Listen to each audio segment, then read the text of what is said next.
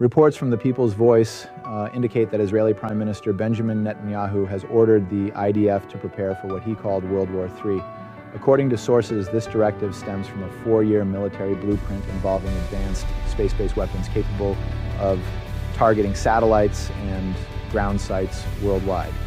InfoWars reports, citing Israeli Channel 12, that the military has been commanded to ready operations on multiple fronts, including Iran, Lebanon, and the West Bank, amid escalating protests in Iran.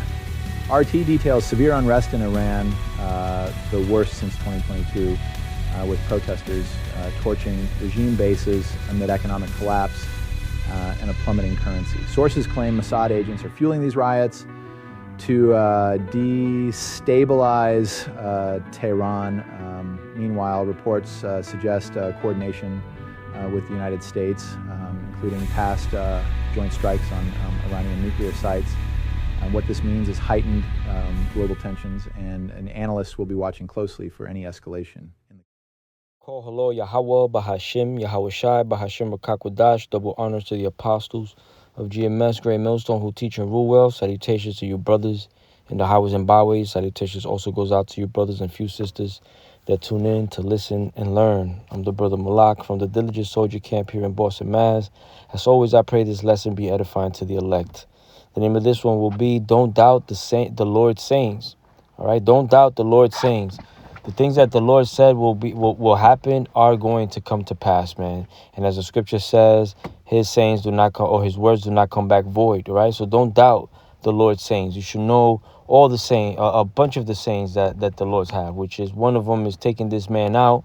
Another one is airing him out. In other words, making him bare, lifting up his skirt and making him bare to all, for all to see, man. And as you see here, man, as you hear that this man in Yahoo is telling the IDF, his military, to prepare for World War III, man, because it's coming. As the scripture says, the first and second woe has come, and the third woe is coming. Okay, that World War III is coming, man. Okay, and through the Spirit of the Lord, every word that was uttered by every prophet, even men that were in a part of the truth, as far as like other nations, every word uttered by man is of the Lord, man. Okay, so these prophecies that come out in the book of Ezekiel, that come out in the book of John, that come out in Matthew, that come out in Revelations, these things are coming to pass, man, and we stand by it. We wholeheartedly believe it. Okay, because we seeing prophecies play out. We're seeing prophecies, as the beloved of the apostle Aram Lab calls it, popping, like popcorn, man, because we really see it that way, man. Okay, with this man moving forward, man, and preparing his people for war, his soldiers for war. Feeling confident in his the space programs and the data that they have accumulated.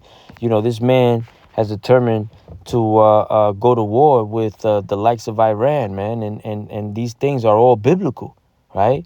And so let's bring out this first scripture, the book of Jeremiah 50 and 45. This comes out a lot, man, because these people are going to provoke the hammer of the earth, Babylon, which these tiny hats have Babylonians here in the U.S. by the bare balls, okay?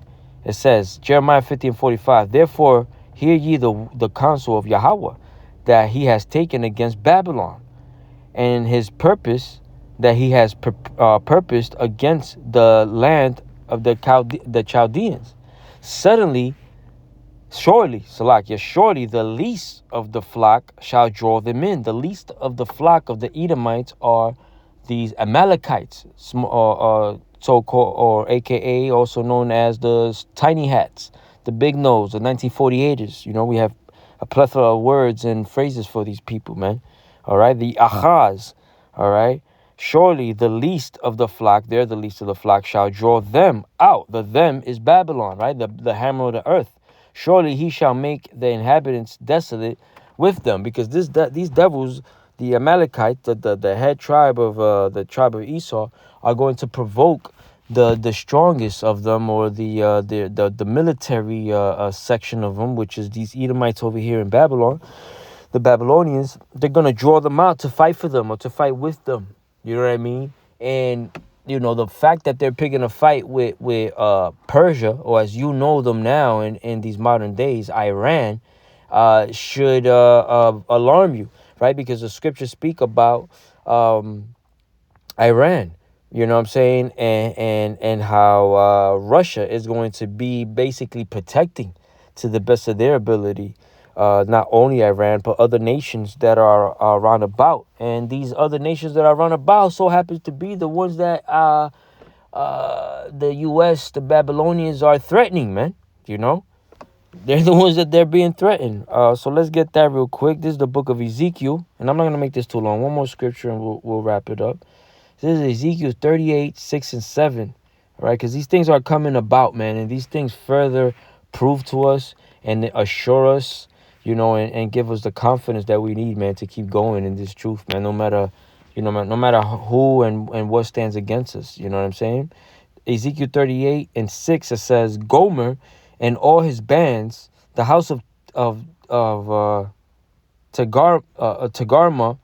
of the north quarters, and all his bands, and many people with thee, right? So like Russia and all these other nations that came a part of Russia and are with Russia, riding with Russia, these people all together, right? And all his bonds, and many people with thee. Verse 7 says, be thou prepared. So it's telling them to be prepared and prepare for thyself, right? Because they have to prepare for themselves. This is why not too long, just like a day or two, they hit Ukraine with an ICBM, okay? Just to show their power. Hegseth was sucking on the balls of Trump the other day, talk about the president made a decision that no other president could have made in a short amount of time with precision and this, that, and the third, right? And all he was doing was amping up, not only the morale of the Americans, but also pretending like, hey, we're big and bad and we do what we look at us, heroes roar type of shit to all these other nations. That's what these nations do. It's like a pissing contest, who got the longest penis type shit. You know what I'm saying? Who could piss the longest type shit. So this is why they all, gloat and show off their weaponry, man. I mean, not too long ago, one of those modern next generation stealth military airplanes was on full display for Babylonians, man. And they couldn't do a goddamn thing. And that shit circled these niggas, man. They couldn't do a goddamn thing. You know what I'm saying? Even though, we know Esau got a trick up his sleeves, man. We know this nigga knows how to turn shit off. You know what I'm saying? Just like they did over there in Venezuela, and this is not coming from me. This is coming from Chompito himself.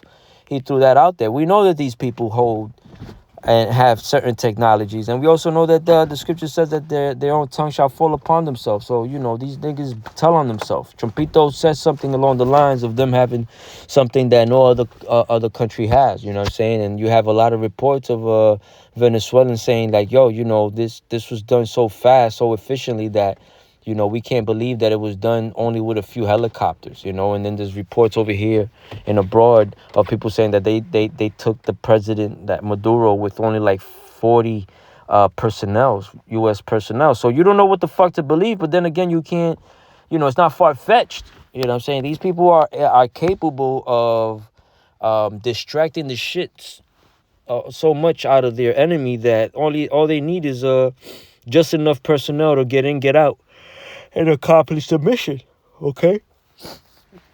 So it says, be thou prepared, and prepare for thyself, thou and all thy company that are assembled unto thee, and be thou a guard unto them. So be prepared for thyself. Why? Because Babylon is very fucking crafty. They're very fucking wise, all right? And they attack with precision, if I've said that right. Who cares? Anyways, you know what I'm saying? That's the that's what has the military, the U.S. military so proud, especially the starting with the presidents, all the other people around him too, all these elites and people, even people above him.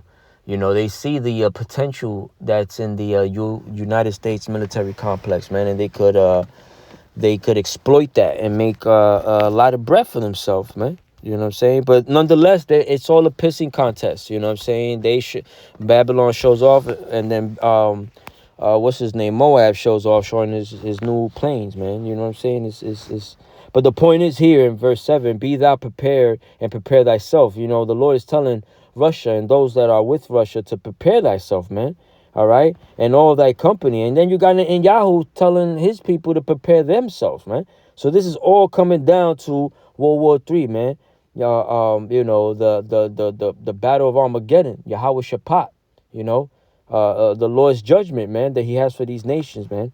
All right, but to stick to the point, and be thou a guard unto them. So not only, all right, is Israel going to draw Babylon into war, which Israel is the least of the flock of the Edomites, but also Gomer and everybody that's a part of Gomer, the Russian and everybody that's allied to them around them, are going to be a guard onto these smaller nations.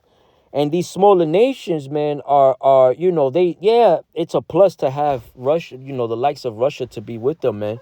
But as long as they have weapons to fight fairly, they believe in their minds that, you know, that they're not weak anymore. They're not as weak as they were before having those arms, man, which leads me to this last scripture, Joel 3:9. Proclaim ye this among the Gentiles. Prepare war. Wake up the mighty men. Let all the men of war draw near. Let them come up. This is what the Lord is mustering, man. The warriors all around this world, man. Okay, to prepare for war, starting with the heads of states, right? Your presidents and your Hegseth and all your other people, man, to put that battery pack on their military. Verse 10 says, beat your plowshares into swords and your pruning hooks into spears. Right, you're farming. You're farming. I don't want to say utensils, but you're farming instruments into weapons of war, right?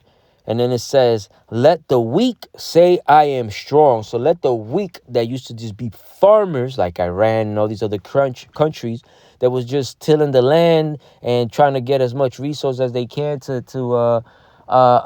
you know, provide for their people, provide for their land. But, you know, you got imperialists like the likes of Babylon and France and you know, all these other countries that are all together and all they want to do is exploit and take over other people's land, heap to themselves nations, you know, rename borders and countries and shit. This is what Esau does, man. And these countries are saying you know, now you know, we were weak, but now we're strong, man. All right, and the way they are strong is not only by the fact that, you know, they're cornered and they're like, you know, no matter what, we got to fight now. But now they have bigger nations backing them with nuclear power, man, such as the like of the Chinese and the Indian, the East Indians, and you got these assholes too, the Russians, man.